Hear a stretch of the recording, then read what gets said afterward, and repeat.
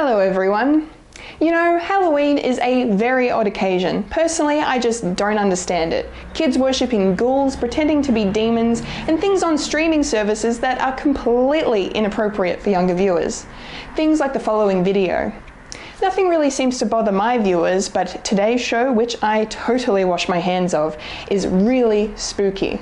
So if you have sensitive children, maybe you should take away their iPads early tonight, instead of writing us hateful comments tomorrow. Thanks for your attention. Here are my top 10 favourite Treehouse of Horror stories.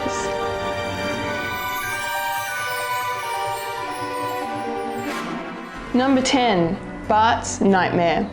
This is the perfect story to kickstart this list because it is a great example of what makes Treehouse of Horror so good. These yearly Halloween specials are most successful when they parody or pay homage to classic tales of horror. In this instance, I'm referring to Bart's Nightmare from Treehouse of Horror 2. It is a direct retelling of It's a Good Life from the iconic series The Twilight Zone. Bart has magical powers that see him control the citizens of Springfield. If they don't please him or appear to be happy, he kills them or turns them into something twisted, such as turning Homer into a jack-in-the-box, which comes directly from the source material. I love how unsettling it is to see everyone fear Bart in such a way. Even Marge is scared of her special little guy. So many of these stories are genuinely creepy, and this one is no exception. Number 9, Terror at 5.5 feet. Speaking of the Twilight Zone, here is another story inspired by the legendary show. This tale is based on Nightmare at 20,000 Feet, which starred none other than William Shatner. Here, Bart is the sole person on the school bus to notice a gremlin attempting to sabotage the vehicle. It's a particularly stormy morning, which adds brilliantly to the threatening atmosphere.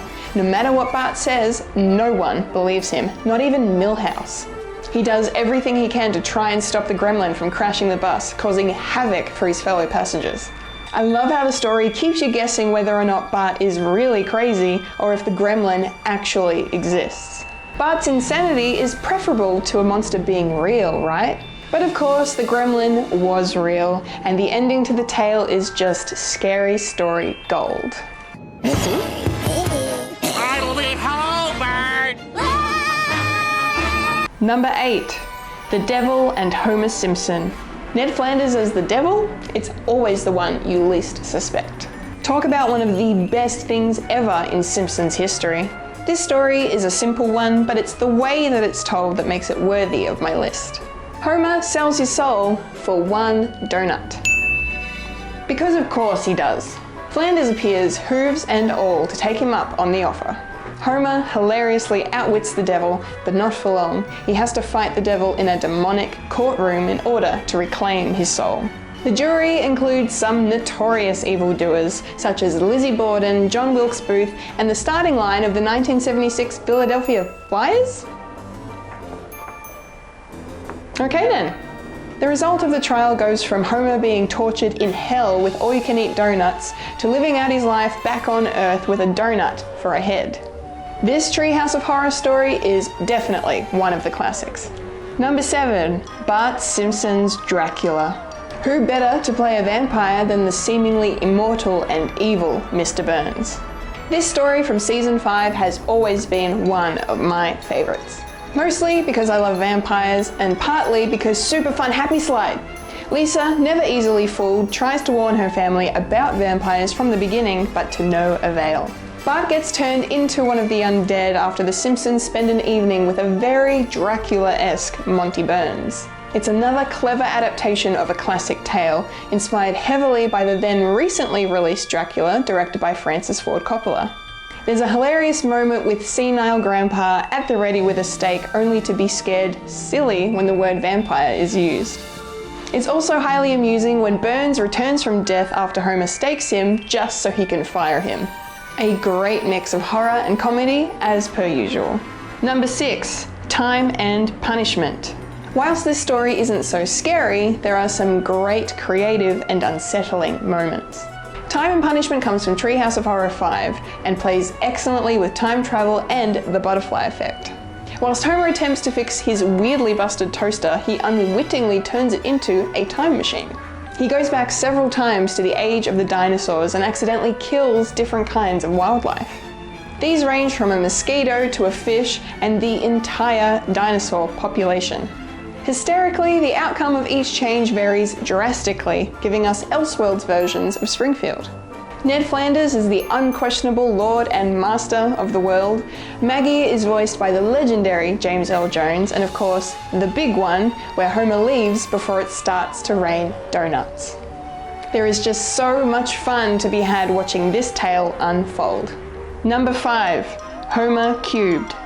Similar to the last entry on the list, Homer Cubed is more about exploring an alternate universe as opposed to any actual terror. Whilst attempting to hide from Patty and Selma, Homer inadvertently steps through a portal in the wall and into The third dimension. This story was a huge deal at the time, as computer animation was still in its infancy. In fact, the world's first computer animated film, Toy Story, was less than 2 months away from release at the time that this segment aired. It was so crazy to see Homer and Bart like we'd never seen them before, and in such a peculiar landscape. And naturally, only Homer could enter a new world and cause its destruction. But somehow, the collapsing of this third dimension transported Homer into our live-action reality.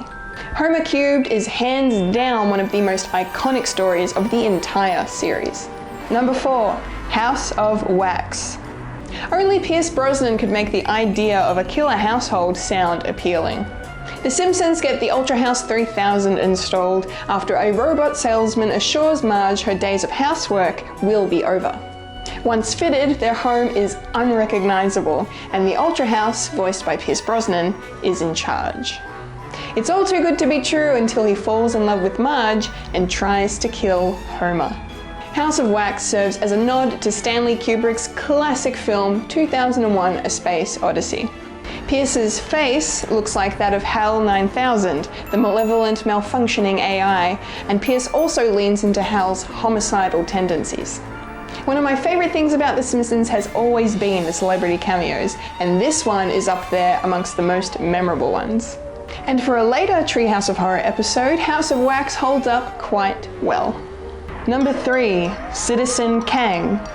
Don't blame me. I voted for Kodos. Go! Rigelians Kang and Kodos have been mainstays of the Treehouse of Horror series, and it's always brilliant when an entire story is devoted to them. Case in point, this absolute classic story, Citizen Kang, in which the two aliens assume the identities of Bill Clinton and Bob Dole in order to rule. The amusement is never ending as Kang and Kodos somehow manage to fool the entire human population. And no one believes poor Homer, who hilariously kills the real Clinton and Dole whilst trying to rescue them. But it must be said, those aliens sure know how to give a rousing speech. We should all have dreams of being a baseball and spend more time twirling towards freedom, I think. I thoroughly enjoy this tale, and it is always a joy to revisit. Number 2, The Raven. As I said in the previous episode of Collectible Chaos, I am a huge fan of poetry. So naturally, this beautifully done adaptation of Edgar Allan Poe's poem The Raven was bound to end near the top of my list. In fact, this Treehouse of Horror story is one of the big reasons that I love poetry so much. I adore everything about this. It is Poe with a funny Simpsons twist. Almost all of the dialogue spoken comes directly from the famous poem, and the creative team behind it don't ruin it by dumbing it down to try and make it more accessible. It is a straight-up animated retelling of The Raven, narrated masterfully by James Earl Jones.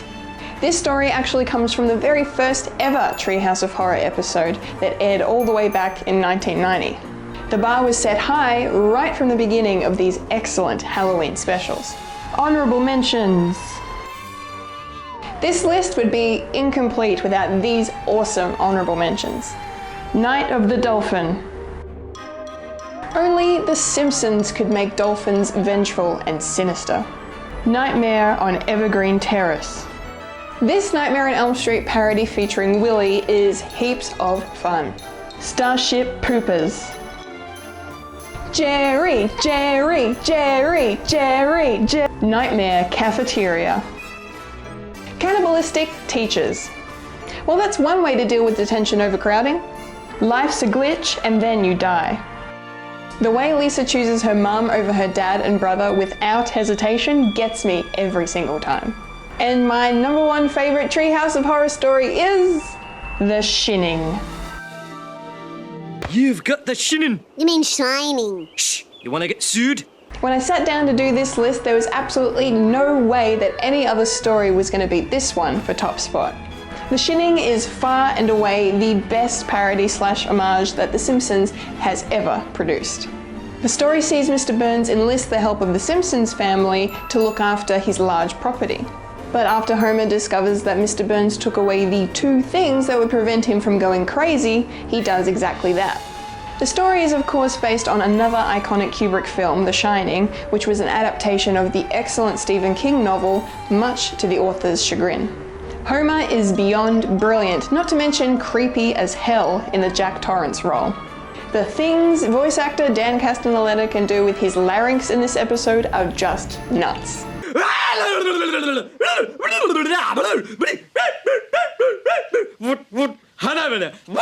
I also thoroughly enjoy Homer's 3 attempts of plunging his axe through the door.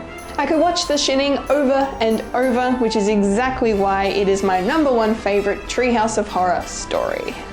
There they are, my top 10 favourite Treehouse of Horror stories. Let me know what yours are by commenting below, and don't forget to like, share and subscribe to Fred the Alien for more videos just like this one. You can also find me on SoundCloud, Apple Podcasts and Spotify as one of the hosts of a podcast called Fred and the Monthly at Winifred's. I've been a Kendall Richardson and you've just experienced Collectible Chaos. Woo!